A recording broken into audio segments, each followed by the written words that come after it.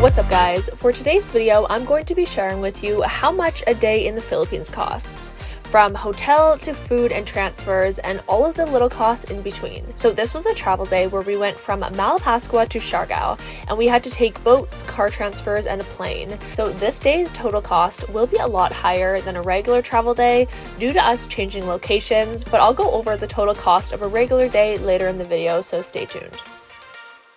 So this day started with us packing our bags in Malapascua and getting ready for a big travel day. The accommodation in Malapascua is basically only dive resorts and very small hotels, which range from $20 US a night for a hostel that's basically a hut to aircon rooms at these dive resorts that are around $100 for 2 people. Since there was 4 of us, we opted for a big family style room, so we ended up paying roughly 7,000 pesos or 135 US a night, which does break down to $34 a person. So before we checked out of Johan Dive Resort, which is where we stayed, we decided to head over to Hippocampus Resort, which is actually a place that we ate the entire time. If you guys watch the Malapascua vlogs, you would see that. I'm gonna get the Funky Monkey power smoothie, and then also 2 pieces of toast with the jam and butter.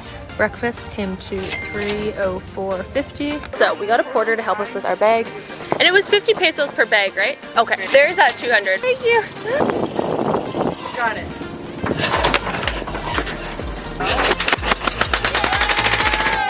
High five! All right, we made it. Oh, thank you, Lisa. Come on, lad. All right, so we're just waiting for our boat to go to Maya Port. It costs 100 pesos. You can also get a private boat for 1,500 pesos, but obviously the 100 peso option is going to be a lot better. Transfer we have extra pay 20 peso. Okay, so 20 peso for this small boat for some reason. 100. Thank you. So after about a 45-minute boat ride and 120 pesos later, we arrived back on Cebu. And we had booked a private transfer a few days before that cost us 3,000 pesos or 750 pesos each for a 3-hour car ride back to Mactan Airport. All right, we've just stopped off at one of these little mini marts.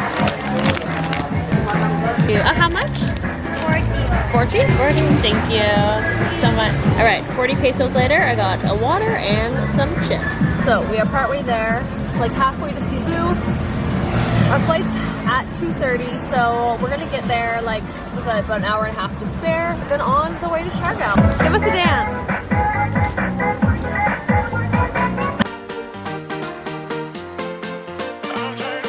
We have made it to the airport after a very bumpy 3-hour car ride. Things are obviously a bit more expensive at the airport. Here you pay 175 pesos for one water like this, but I think we're gonna opt for a big one. And since we've had only salt showers for like 4 days, I'm gonna pick up some of these baby wipes just because.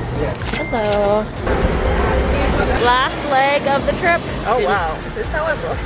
Okay, so my bag would not fit under the seat, so I had to check it, but they were trying to like shove it under here, and I'm like, this is not, can you just like gate check it? It was really odd. This is the smallest plane I've been on in a while actually. The only downfall about traveling the Philippines is that the flight costs between islands can get a little pricey, especially if you're doing a flight from Manila to Siargao, say. Thankfully, we were flying from Cebu to Siargao, which actually was like a quarter of the price, so we ended up paying roughly 3,600 pesos, which is $70 US. So when arriving in Siargao, there's this express bus for 200 pesos to General Luna, which is also what our Airbnb host had recommended. Or if you want to be adventurous, you can get a tricycle as well, or there's private cars that you can hire. Yes, thanks. In the middle, 220 each. Are you okay?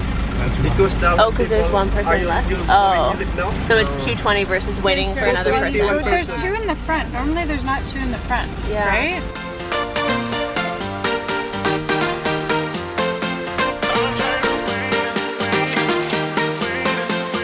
Alright guys, we've arrived officially in Siargao.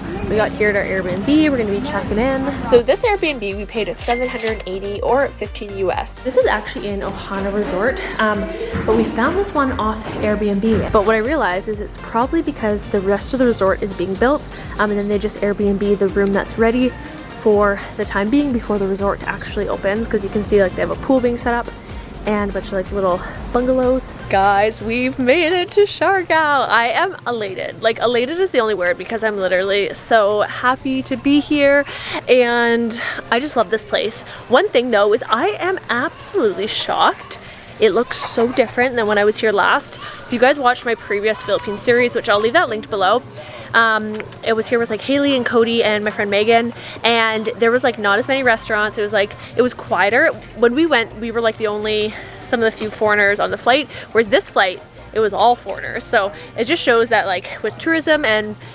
recommendations, I feel like a lot of big like vloggers and bloggers and all that have recommended Shark Out in the past few years, and so it's just kind of like making its growth like crazy, and you see a lot of resorts actually being built as well. But we're gonna go right now to also one of my favorite places ever, Kermit's, which is a really, really good pizza place. Guys, we've arrived at the famous Kermit's, which has the most unreal pizza. One thing though is you need to come early because the line for this place gets insane at night. So it isn't even 6 o'clock and they already have a half an hour wait. 190, okay. Thank you. Oh my god. Cheers. Cheers. Thank you.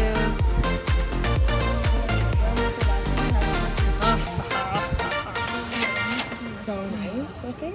Alright guys, so we just got back from dinner and it was honestly so good. Like it's like just as good, if not better, than like some of the restaurants I'd go to when I'm back home. I did ask for extra truffle oil, or not extra, but on the side, which was 150 pesos. So I paid $4 for truffle oil, but like worth it.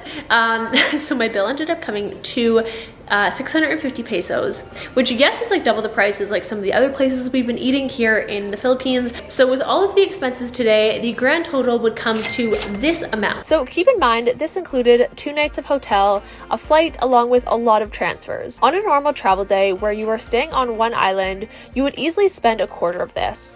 Each meal we usually spent around 300 pesos on average, and if you're just hanging out on the beach for the day, that is free. The only other thing that can get pricey is if you're doing a lot of boat tours, and those tend to be around 1,300 Philippine pesos a day, which will include lunch as well. Obviously, with any country, you can do it on a tight budget as well, and stay in really cheap hostels that might only cost you $10 a night, and find meals for around $5 a meal, which in that case, your daily total, if you don't do any activities, would be $25. The main reason I've noticed that the Philippines can get expensive is because of the flights.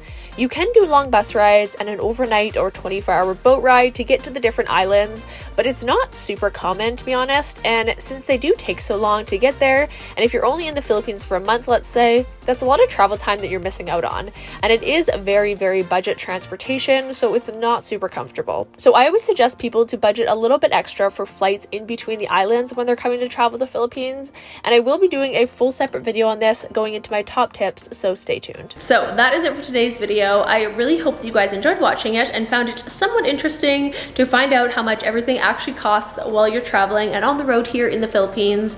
Make sure to subscribe if you guys haven't done so already, and I will see you in my next video. Bye!